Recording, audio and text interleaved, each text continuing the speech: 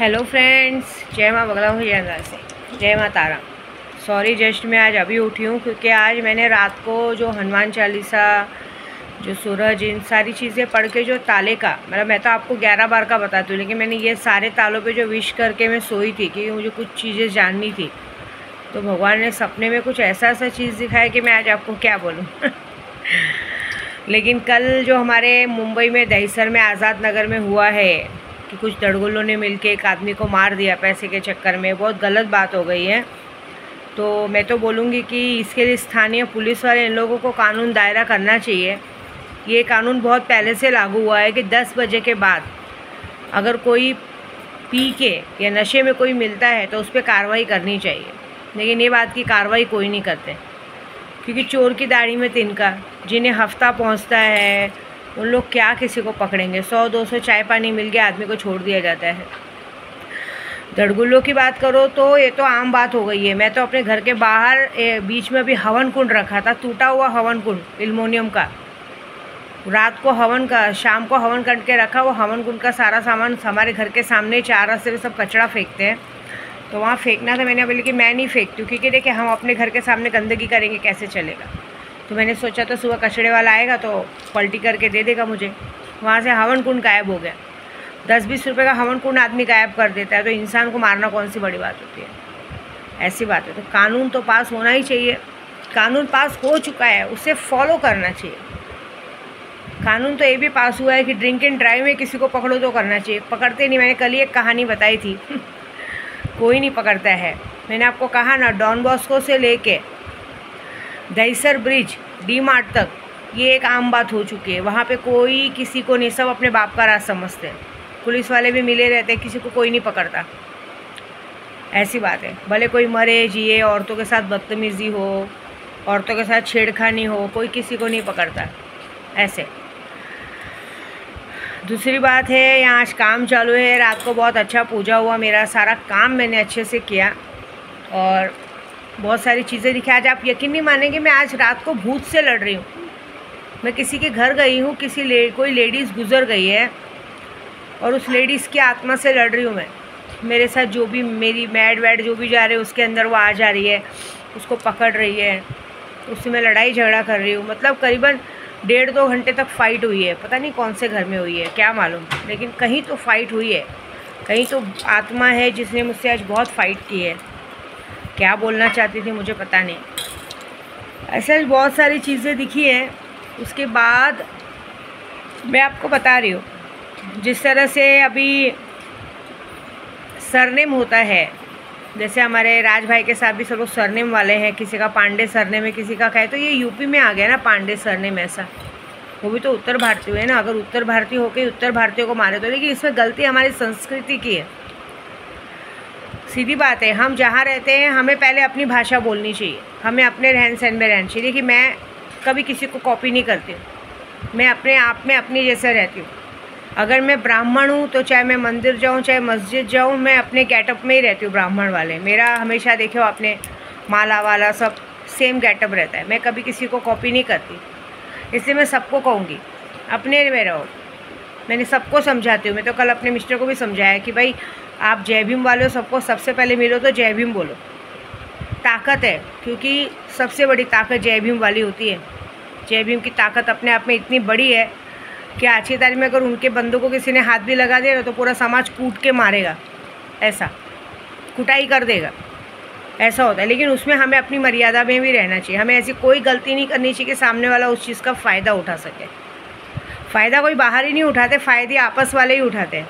हमारे गुस्से का, हमारे बोलने का, कभी भी हमारे को अपनी ज़बान पे कंट्रोल नहीं करनी चाहिए। सामने वाले को पता है कि ये गुस्से में आता है या कुछ भी, इनसे अपनी ज़बान में कुछ भी बोल देता है ऐसा। तो हमें हमेशा अपनी ज़बान पे, सब पे हमेशा कंट्रोल रखना चाहिए कि सामने वाले को बोलने का मौका ना मिले।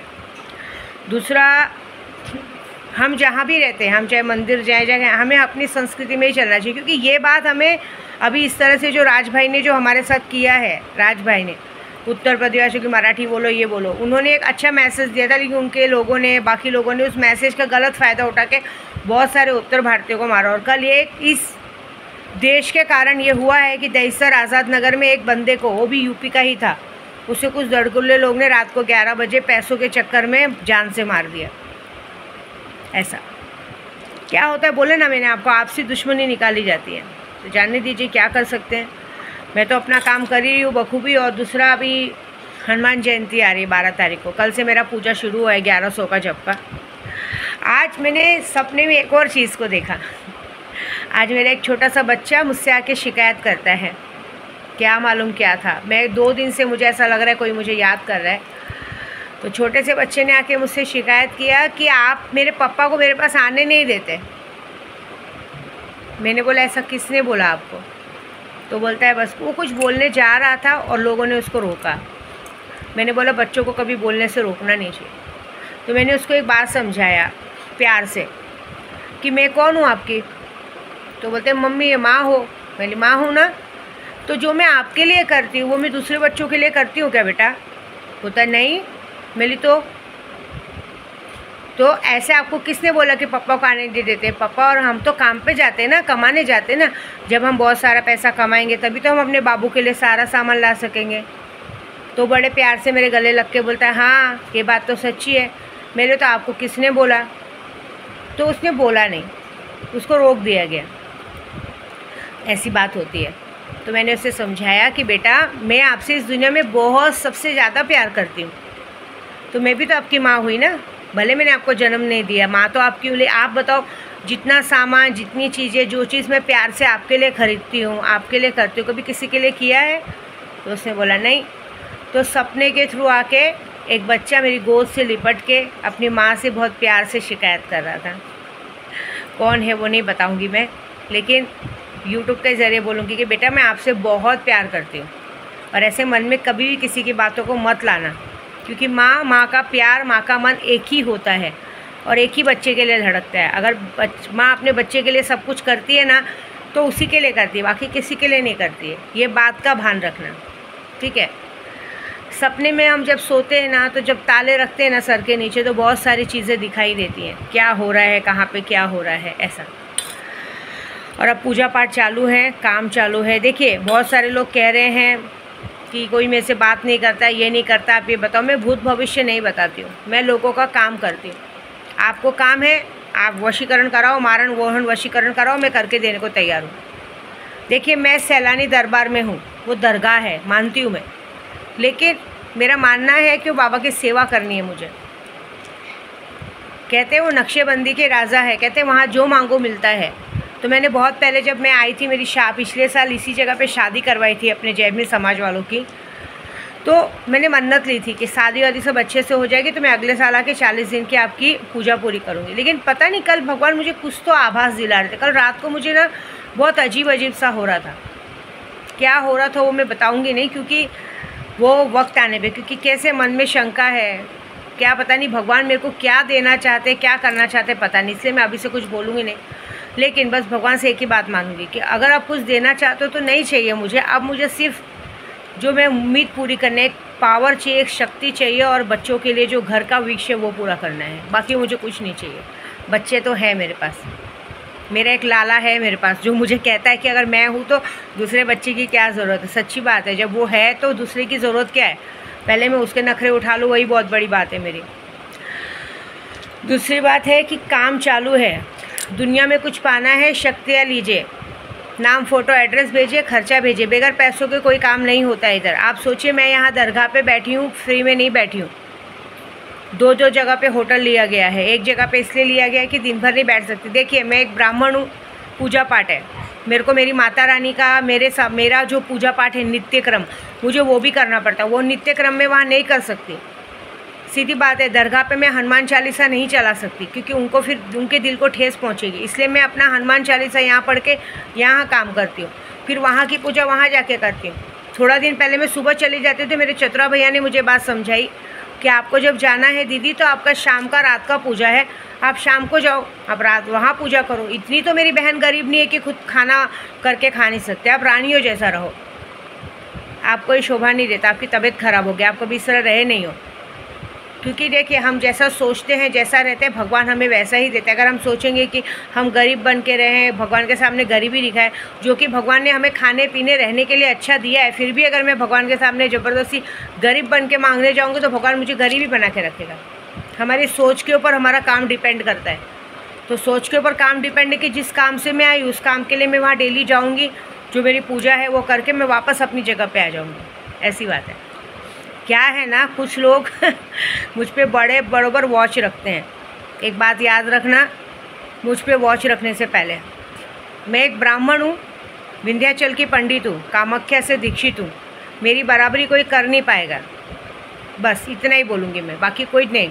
और दूसरा कि मेरा पति जय भीम वाला है, मैं जय भीम हूँ, उस बात का घमंड तो मैं कभी नहीं करती हूँ, क्योंकि चलो जो है वो तो है ही मेरा। जय भीम समाज के हैं हम, बहुत बड़ी बात है। इसलिए तो मैंने अपनी गाड़ी पे कल ही जय भीम समाज का लोगो लगवाया है कि लोगों को पता चले हम कौन है। ब्राह्मण तो है, एक ब्राह्मण होकर जय भीम समाज की बीवी होने का बहुत गर्व है मुझे। बाकी लेकिन तो भी मैं अपने जो गेटअप में वैसे ही रहती हूँ, बिंदास अकेले जाती हूँ, पूजा करके आती हूँ, क्योंकि मुझे मेरी शक्तियों पे पूरा भरोसा है। किसी में दम है तो मेरा रास्ता रोक के दिखाए, क्योंकि मैं किसी के दिल को ठेस पहुँचाती नहीं हूँ। और सबको यही कहूँगी कि मेरे नाद में लगना नहीं, क्योंकि ऐसा नहीं हो कि लेने के देने पड़ जाएं। ऐसी बात है। बाकी कुछ बोलना नहीं है, बस काम कर रही हूँ। सबको यही बोलूँगी, किसी को मारण मोहन वशीकरण जो भी काम कराना है, अभी भी 20 दिन बचा है, किसी को शक्तियाँ हाजिर करके, आपको भी अगर एक ऐसी शक्ति पानी है जिस तरह से मैं पा रही हूँ, मैं तो पा के, और मेरी शक्तियाँ तो एक्टिव हो चुकी हैं कि अगर हम चाहें ये चीज़ हमारे पास आनी चाहिए तो वो आनी चाहिए। अभी देखिए मेरे परिवार की बात मुझे सपने के थ्रू तक आ रही है कि किसी के मन में अगर कोई बात चल रही तो सपने के थ्रू मेरी बात आ रही है, और मेरे सपने के थ्रू वहाँ तक बात पहुँच रही है, तो ये बहुत बड़ी बात है। हाँ, एक बात का अनाउंसमेंट और करना था। किसी एक बच्ची की जान 2 औरतों की वजह से जाने वाली है, जवान बच्ची की जान। क्योंकि हमने यहाँ से काट करने की पूरी कोशिश की, लेकिन जब काट करने जा रहे तो बच्ची की जान पे आ रही है। 2 औरतों ने अपने गलत नीयत का फ़ायदा उसको चिकन मटन में ऐसी ऐसी चीज़ें डाल के खिलाई हैं कि वो उसके पेट में जाके घूम रही है, और उसकी वजह से अगर वो चीज़ हम निकालने जाते हैं, वो चीज़ निकल तो जाएगी, लेकिन वो निकल तो उसकी जान चली जाएगी। 2 बार मैंने अमावस्या और पूर्णिमा पे निकालने गई तो 3 से 4 बार एक्सीडेंट जैसा हुआ। तो कोई बात नहीं, जाने दीजिए, निकालूंगी तो मैं ज़रूर वो गंदी चीज़ उसके पेट से निकालूंगी।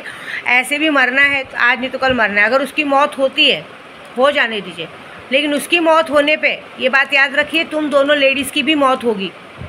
बस इतनी बात बताऊंगी मैं, और कुछ नहीं। मैंने कल रात को एक संकल्प लिया है, जब रात को मुझे सब दिखा, जिन्नातों ने मुझे दिखाया कि माँ पेट में इतनी गंदी चीज़ें गई हैं, और उस गंदी चीज़ों को ऐसा पैकअप किया है कि सामने वाले का दिल दिमाग सिर्फ और सिर्फ उनकी बातें सुनता है, आपकी या किसी की भी बातें नहीं सुनी जाएगी। आप इस वक्त अगर कोई बात समझाने जाओगे तो आप दुश्मन दिखोगे। और अगर हम वो चीज़ पेट से निकालते हैं तो कहीं भी कार एक्सीडेंट या किसी चीज़ में उसकी मौत हो जाएगी, क्योंकि सामने वाले ने ऐसा करके रखा है कि उनको इस बात का डर है कि अगर ये ठीक हो गई तो हमारे बारे में सब कुछ बता दिया जाएगा। तो अगर कभी ऐसा हो तो इसकी मौत हो जाए, कोई बात नहीं, हो जाने दो मौत। इधर आए हैं ना, इंसान ने जिया है तो मरना है, कोई दुख नहीं है। मैंने हमेशा अपनी ज़िंदगी को अकेला समझा, आगे पीछे कोई नहीं सोचती। लेकिन अगर उस बच्ची की मौत होगी तो तुम्हारी भी 2 औरतों की मौत होगी, बस ये बात पक्की है, क्योंकि तुम दोनों का मरना ज़रूरी है, क्योंकि फिर मैं और किसी का घर बर्बाद नहीं होने दूँगी। ये अनाउंसमेंट मैं कर रही हूँ आने वाले 20 दिन के अंदर। अब मैं उस लड़की के पेट से वो चीज़ निकालूंगी, उसको बचाने की कोशिश करूंगी। अगर वो मर गई कोई बात नहीं, उस बात का मुझे दुख रहेगा, लेकिन उस दुख में तुम्हारी मौत फिर पक्की है। बस इतने याद रखना, ठीक है। जय माता दी।